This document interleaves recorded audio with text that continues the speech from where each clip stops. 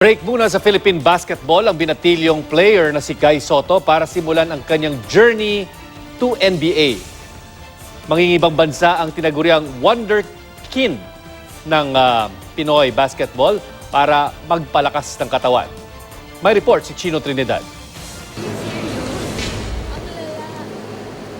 Sa tangkad na 7'2" at sa edad na 16, nakaakit na si Guy Soto ng atensyon mula sa mga European professional teams gaya ng Real Madrid at Barcelona. At ngayon, iiwan muna ng binatilyong basketballista ang Pilipinas para simulan ang pagtupad sa pangarap na makapasok sa NBA.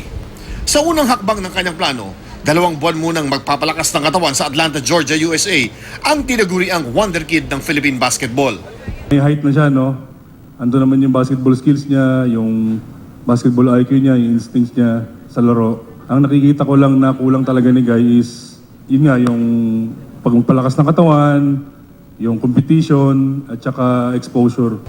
Matapos ang strength and conditioning training sa Amerika, babalik sa bansa si Guy para maging centerpiece ng Batang Gilas sa FIBA Worlds Under-19 sa Greece na gaganapin sa Hunyo.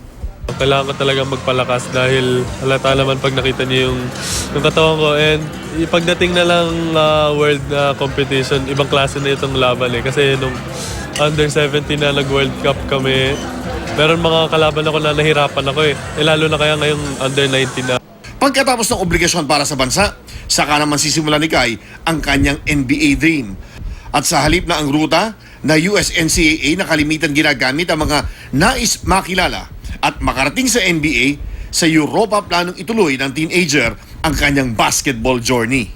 Gusto ko mag-NBA and kahit ano mangyari, bibigay ko yung best ko para maabot yun kasi yun talaga yung #1 na dream. Chino Trinidad, GMA News.